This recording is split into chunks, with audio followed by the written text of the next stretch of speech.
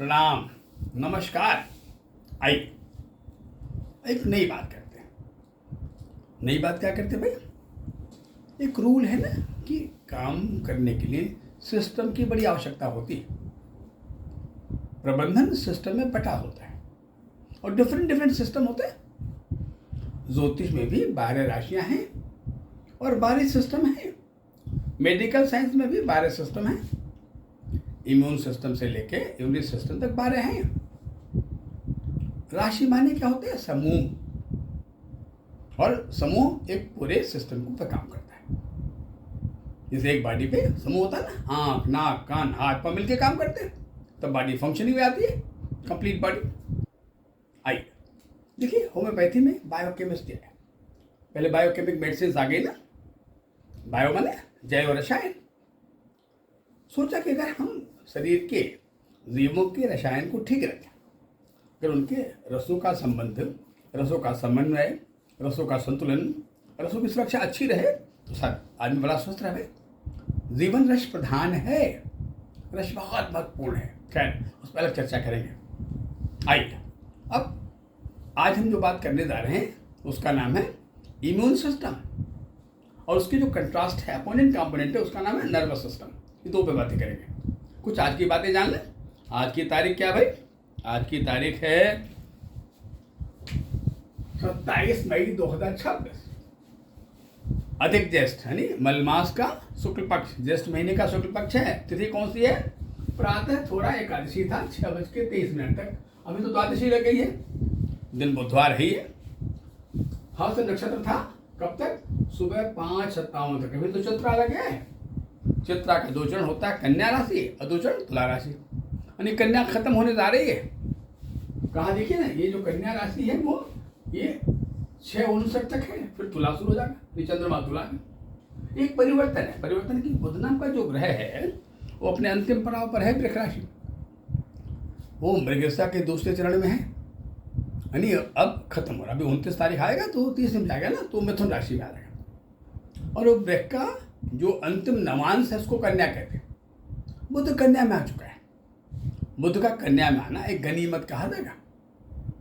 जब 29 तारीख को ये बिल्कुल मिथुन में आ जाएगा, तो जब मिथुन में आता है तो वर्षा होती है भाई, तापक्रम कम होता है।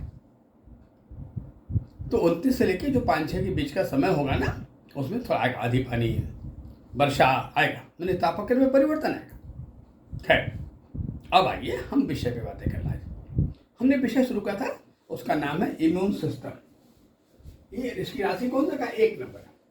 यही 1 नंबर है जिसको हम कहते हैं इम्यून सिस्टम, यानी जो शरीर की प्रतिरोधक क्षमता है, जो बचाता है वायरस से, जो बचाता है बैक्टीरिया से, जो बचाता है वायरस से।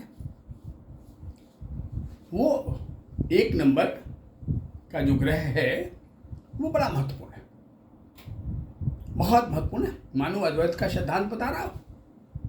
गीता देख लिए, अहम ब्रह्मास्मि एको अहम द्वितीयो नास्ति। है बात। खैर ये एक है। यही हमारा इम्यून सिस्टम है, क्योंकि प्रकृति एक नियम है कि निर्माण से पहले हम सुरक्षा की व्यवस्था करते हैं। जब भी कोई बुद्धिमान व्यक्ति जब कोई कंस्ट्रक्शन शुरू करेगा ना, कोई निर्माण की प्रक्रिया आएगी ना, तो सबसे पहले सुरक्षा का इंतजाम करेगा कि भाई बाउंड्री वॉल करा लो, एक ऊपर टेम्परेरी कोई साइड डलवा कर कुछ बना लो जहाँ सामान रखा जाए, चौकीदार रखा जाए। ये नेचर भी ही तो करता है, प्रकृति भी ही तो करती है। शून्य के बाद उसने 1 को लाया, पहले शून्य आया। तो शून्य का कोई अपरेंटल पार्ट नहीं है, लेकिन बहुत बहुत बड़ा रिच है शून्य। नीचे भी शून्य, ऊपर भी शून्य है, यानी पृथ्वी के नीचे भी जल है और ऊपर तो जल, ऊपर जल से ही मिलता है। ये दोनों में ये आपस में ये पार्ट होता रहता है, आदान प्रदान होता रहता है। बात हमें जब अच्छे जल की जरूरत होती है तो पानी की खूब गहराई में जाते हैं कि समरसेबिंग कराए भाई, खूब अच्छा ठंडा पानी, शुद्ध पानी अंदर से आए। यानी अच्छा जल हमें नीचे से ही मिलता है। यानी लगता है कि हम जिस पृथ्वी में टिके हुए हैं उसके अंदर पानी ही पानी है, पानी पर पृथ्वी टिकी हुई है। कितना मिरेकल है। और हमारी पृथ्वी में ऑलरेडी बिजली को समायोजित करने के लिए अच्छा पावर है, जिसको हम अर्थिंग कहते हैं आम भाषा में, कि भाई देखो बिजली लगवाना है तो पहले अर्थिंग करा लो। पृथ्वी में बहुत अच्छा मैग्नेटिक फ्लो है। हमारा जीवन जिस ग्रह पर आधारित है उसका नाम पृथ्वी है। हम इसी ग्रह पर निवास करते हैं मित्रों, और उसका प्रमुख चौकीदार मंगल ही तो है। यही तो इम्यून सिस्टम है। आइए, और कहा जाता है ना, देखो भाई ये जो शरीर है ये मिट्टी से बनी हुई है और मिट्टी में मिल जाएगा। जनरली आप ये बात अब सुनी होगी ना। हाँ, सच बात, फैक्ट है। ये मिट्टी, पृथ्वी बहुत महत्वपूर्ण है। जीवन की प्रमुख माँ हमारी पृथ्वी है, प्रमुख पिता हमारा आकाश है। खैर, आइए हम पहले एक को लेते हैं, इम्यून सिस्टम को लेते हैं, मेष को लेते हैं। आइए, इसमें आते हैं 3 नक्षत्र। एक आता है अश्वनी, अश्वनी नक्षत्र। एक आता भरणी नक्षत्र, भरणी। एक आता कृतिका नक्षत्र। ये 3 नक्षत्र है। आइए प्ले। अश्वनी माने शुरुआत, अश्वेति सबसे जो पावरफुल था तो घोड़ा था, अश्व था, अश्वबल। कुछ मापक यंत्र भी इसमें अश्वबल नापे जाते हैं। यानी अश्व को, घोड़े को सबसे ताकतवर और जीवन का उपयोगी जानवर कभी कहा गया था। जब ये गाड़ियाँ वाड़ियाँ नहीं थी, तब ये ट्रांसपोर्ट सिस्टम नहीं था, ये जहाज, रेलगाड़ी, तब घोड़े ही हुआ करता है। अश्वबल, अश्वित। और इसका जो ग्रह है उसको केतु कहते हैं। केतु बड़ा गर्म होता केतु। और इसका जो सिंबॉलिक केतु का वो क्या है? ध्वज, पताका। मानो कोई ध्वज बता रहा है कि भाई इसी में रहने वाला जो मालिक है वो बड़ा कॉन्शियस है, बड़ा चौकन्ना है, सिद्धांतों का बड़ा अडिग है। वो झंडा बता रहा किस देश का झंडा है, किस धर्म का झंडा है। वो एक इंडिकेटर है, एक सिग्नल है झंडा, है बात। और इसका निवास कहाँ है? ऊपर शर में। सबसे मजबूत सुरक्षा व्यवस्था ही तो की गई है। ये सिर की हड्डियां देखिए कितनी मजबूत होती है हमारे। आइए, अब अश्वनी का जो सिंबॉलिक है उसे अश्व कहते हैं। उसे क्या कहते हैं? घोड़ा, अश्व कहते हैं। भरणी दूसरा नक्षत्र है, भरणी गजह, उसका सिंबॉलिक है हाथी, गज। एक बड़ा तेज भागने वाला, एक बड़ा धीमे चलने वाला। बड़ा जो स्वभाव हो गया। घोड़ा तो रुकता ही नहीं। घोड़ा इवन दिन जब सोता भी तो खड़े खड़े सोता है। अगर घोड़ा बैठ जाए तो कैसा, घोड़ा बीमार हो गया, घोड़ा बैठ गया, उठेगा नहीं। और हाथी आराम से, जब बड़े धीमे धीमे मस्त चाल हाथी को होती, लेकिन भयावहता तो है हाथी में। लोग देख के डर जाते हैं, अरे भाई हाथी, हाथी आ रहा, हाथी आ रहा भाई। अरे लेकिन लास्ट में जो कृतिका आ गया, जिसके एक चरण है मेष का और अंतिम 3 लोग रखे हैं, उसका सिंबॉलिक छाग है, मेमना, भेड़िए का छोटा सा बच्चा या बकरे का बच्चा कह लीजिए, छोटा बच्चा है, छाग है। वो बड़ा सिंपल है, साठ। आई अब ये कैसे रक्षा, कैसी चौकीदारी करता है? प्रकृति ने पहले मेष को बनाया, पहले चौकीदार को बनाया जीवन की रक्षा के। और बहुत सारे हमें मटेरियल्स, केमिकल्स, विटामिन मिल गए। ये मंगल से मिला कि देखो भाई, calcium carbonate, calcium phosphate, vitamin D, बहुत सारे मिल गए। मंगल अगर ये कमजोर हो जाए तो हमारी चौकीदारी कमजोर होती है मित्रों, हमारा सुरक्षा तंत्र मजबूत नहीं होता है। कहीं कोई भी दुर्घटना हो, यात्रा की दुर्घटना हो, चुपके से वायरस के घुसने की दुर्घटना हो, बैक्टीरिया के आक्रमण करने की दुर्घटना हो, या किसी वायरल का इन्फेक्शन हो जाए, यही हमारा हाइपोथैलेमस है, जिसको कहते हैं सहस्त्रशार। यही हमारे लाखों न्यूरॉन्स पाए जाते हैं। पहली इम्यूनिटी हमारा मस्तिष्क है, पहला हमारा इम्यून सिस्टम हमारा ब्रेन है, जो जीवन हर मोड मेरी रक्षा करता है, जो मुझे लड़ने की ताकत देता है।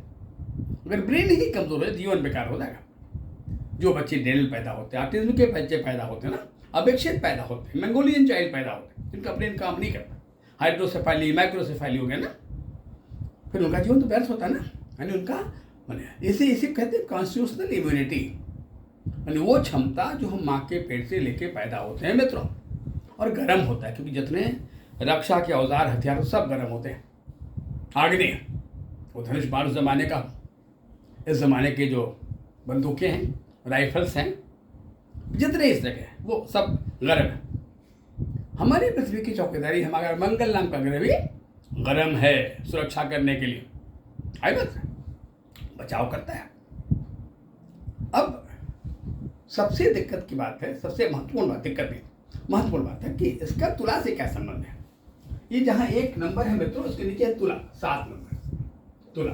ये पूरा है स्नायुमंडल। स्नायुमंडल ये दो प्रमुख तंत्र हैं हमारे साथ काम करने में। एक तंत्र का नाम है हमारी फिजिकल बॉडी, दूसरा हमारी माइंड बॉडी, मन शरीर और फिजिकल बॉडी, दिखने वाला शरीर। कहीं कहीं ये शरीर भी थोड़ी डरावनी होती है कि लोग हमें देख के डर जाते हैं। भाई कहते भाई देखो बड़े मौन हैं, बड़े विद्वान आदमी हैं। गौतम बुद्ध बड़े मौन रहते थे। जब कोई प्रश्न पूछता था जो प्रश्न वो नहीं उत्तर देते चुप हो जाते, मौन जाते।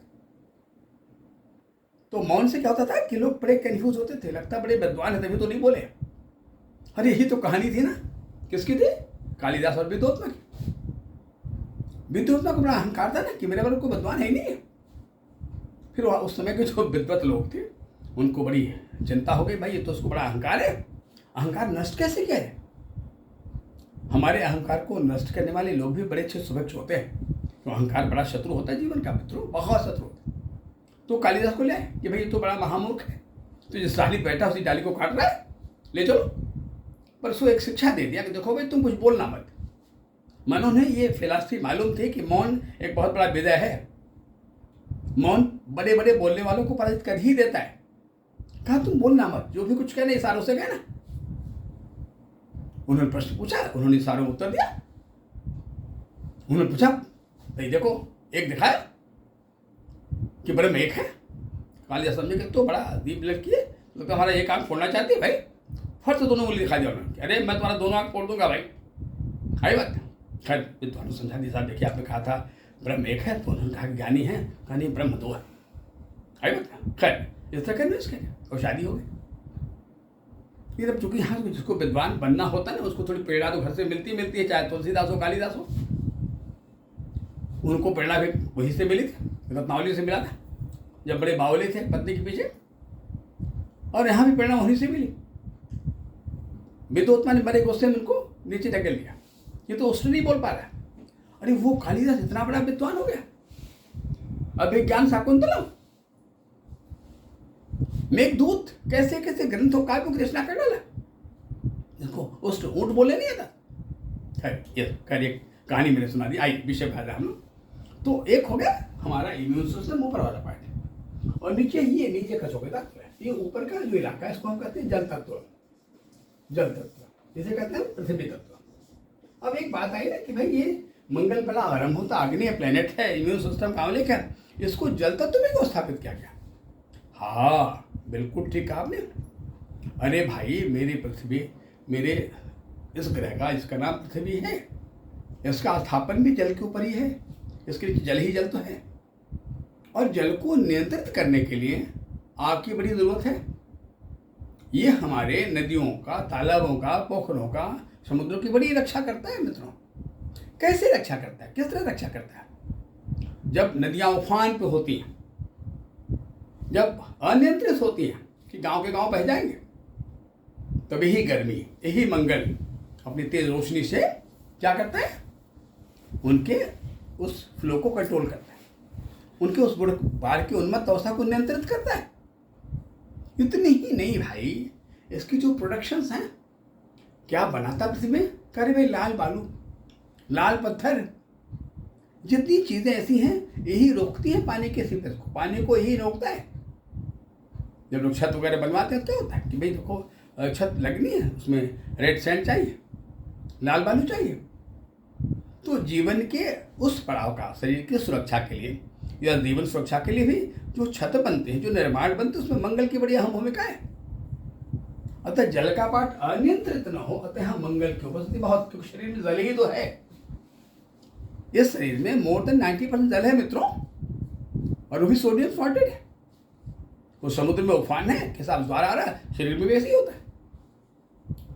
वो हाँ रक्षा करने के लिए मंगल की बड़ा जरूरत है। यही दो मिल रहे हैं, मेष और मीन मिल रहे हैं। है बात, ये उस जल को नियंत्रित। जल अगर दूषित हो जाए, जल का अतिरेक हो जाए ना, जलोदर हो गया, जल निकल नहीं रहा शरीर से अधिक। क्यों? जो बच्चा पैदा हुआ, भाई क्या हुआ, कहा यार बच्चे को हाइड्रोसेफेली, उसका सर इतना बड़ा, पानी भरा हुआ है। खैर उस पानी को नियंत्रित करना, क्योंकि पानी जीवन की पवित्रता का, शुद्धता का प्रमुख है, जीवंतता का प्रतीक है पानी। सारे रस बनते हैं पानी से। पानी में कोई रस बन नहीं सकता ना। अतः मंगल की यहाँ आवश्यकता वहाँ पर है। अब नीचे आइए, जरा तुला की बातें कर लो भाई। बड़ा महत्वपूर्ण ग्रह है ये हमारे स्नायुमंडल का मालिक है, नर्वस सिस्टम। इसका मालिक ग्रह का नाम शुक्र है, वेनस। अब ये इलाका पृथ्वी तत्व का है, पर जो तुला है ये तो वायु है, वायु प्रधान है भाई। इसको है स्थापित किया गया भाई। हाँ, हालांकि जितने हमारे क्षेत्र की शुरुआत है उन्हीं तत्वों से है। जैसे ऊपर के इलाके की शुरुआत यहाँ से होती है ना, इसको जल तत्व कहते हैं। इसकी शुरुआत यहाँ से होती है, इसे कहते हैं पृथ्वी तत्व, कन्या। ये 3 है, वायु शुरुआत इस इलाके की होती है। यहाँ लागने खैर वो अलग विषय हो जाएगा। खैर, ये यहाँ पृथ्वी तत्व में वायु को स्थापित किया गया कि पृथ्वी की जीवधारियों के चार बने रहने की वायु की बड़ी आवश्यकता है। कैसी वायु हो, कहाँ सो मधुर हो, कैसी वायु कहाँ सुगंधित वायु हो, मंद मंद चलने वाली मलय शरीर हो। यही तो तुला है। संतुलित हो, वहाँ स्त्री हो, पुरुष हो, बच्चे हो, ये संतुलित जीवन। ये 3 तरह के प्राणियों को, 3 तरह के विषम लिंगियों को संतुलित करते हैं। यहाँ पुल्लिंग है, स्त्रीलिंग है और नपुंसक लिंग भी, तीनों वहां निवास करते हैं। ये तुला है जिसका सिंबल तराजू है। ये न्याय का प्रतीक भी है कि मंगल थोड़ा अग्रेसिव है, मंगल में थोड़ी पार्शियलिटी भी है, लेकिन तुला न्याय करता है। वो सामने बैठा रहता है कि कहीं ये जो गर्म है ये बड़े गर्मी में आके बड़ा अग्रेसिव को गलत काम न कर बैठे, क्योंकि मंगल में धैर्य नहीं है, पृथ्वी में धृति है, मंगल धैर्यहीन है। तो अधैर्यता में, उत्तेजना में, अग्रेशन में, क्रोध में कोई ऐसा नहीं किसी अबोध को कोई सजा दे दे कि जो अपराधी हो ही नहीं उसको सजा दे दे, ये सही निर्णय ले लेगा। तो तुला कहा मैं सामने बैठा हूं, मैं न्याय होने नहीं दूंगा, मैं न्याय का अधिपति हूं, मेरा नाम तुला है, मैं तराजू हूं। हम बड़ी ईमानदारी से तौलते हैं भाई, और तौल के तब निर्णय देते हैं। ये काम तुला का है। अब इसके साथ भी क्या है, 3 नक्षत्र जुड़े हैं। कहा है चित्रा और स्वाति और वारिका। चित्रा बड़ा अच्छी शुरुआत है। चित्रा क्या है, गाय, बेसा प्रोडक्शन कि पृथ्वी के प्राणियों को देने के लिए पहले दूध की बड़ी आवश्यकता होती है, कि जीवन का जो पहला फुट दूध ही होता है, दूसरी जीवन की शुरुआत होती है। अतः चित्रा का जो सिंबॉलिक है वो क्या है, गाय, गवा दूसरे पार्ट पे। और ये निर्माण का देवता ना, इसको विश्वकर्मा भी कहते हैं। स्वाति बीच का जो स्वाति, उसका कौन है जो रिप्रेजेंट करता है, कहा उसका जो सिंबॉलिक योनि है उसे महिष कहते हैं। महिष माने भैंस, देखा होगा आपने ना, वो जब चलती है तो बड़ा मस्त होकर चलती है। जिसको बचना वो खुद किनारे हो जाए, लगता है उसको दिखाई नहीं दे रहा है, दिखाई देता है, लेकिन वो बिंदास से बड़ी मस्त चाल चलने, आराम चलती है, न तेज भागती है और न बैठती है, चलती रहती है अपने मूड में, अपने शोर में, बिल्कुल नीचे देखती है, चलती रहती है। अगर बचा तो आप बच लो, तो आपको बचाने वाली है नहीं। वो स्वाति है, वो महिष है। और लास्ट में विशाखा, इसका जो सिंबल है उसको व्याघ्र कहते हैं, सिंह या व्याघ्र कहते हैं, विशाखा। अब दोनों के अंत में ये जो कृतिका है इसका मेष में, इसका जो बंटवारा है मित्रों वो है 1-3 का बंटवारा, 1 मेष में और 3 वृक में। यहाँ जो विशाखा इसका जो बंटवारा वो क्या है, इस पार्ट में क्या बंटवारा है, यहाँ जो बंटवारा वो है 3 और 1 का बंटवारा है। यानी 3 चरण विशाखा के तुला के हैं और 1 चरण वृश्चिक का है। अब विशाखा व्याघ्र है, इस पार्ट में व्याघ्र का, ये इसको व्याघ्र सिंबॉलिक क्यों कहा गया भाई तुला को, इस नाते कि तुला को लेके चलना होता है, समूह को लेके चलना पड़ता है।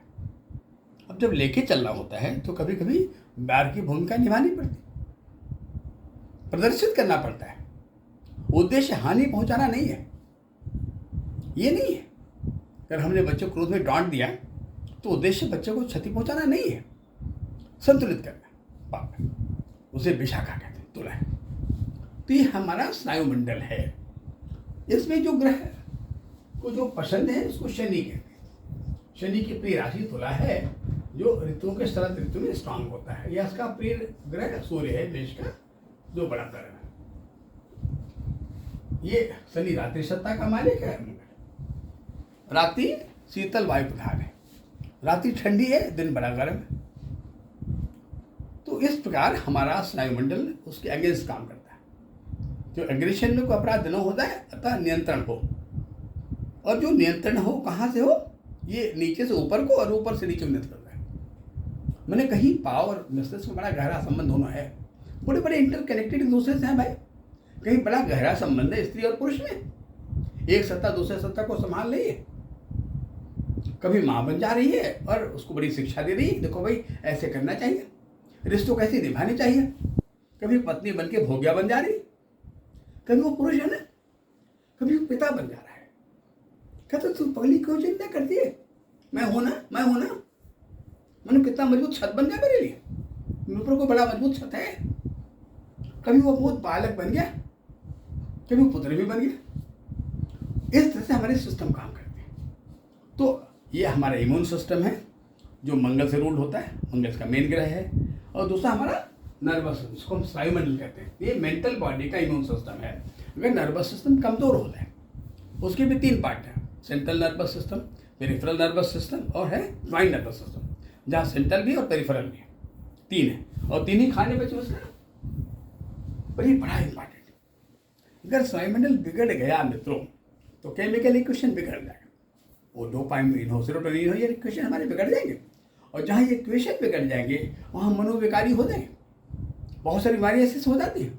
आइए, चैप्टर बहुत लंबा है, बहुत ही समझ आए इसके लिए। खैर हम अभी विदा लेते हैं, अगले एपिसोड इसको और आज बातें करेंगे, क्योंकि ये एपिसोड लंबा चलेगा मित्रों, फिर बातें करें। नमस्कार, प्रणाम।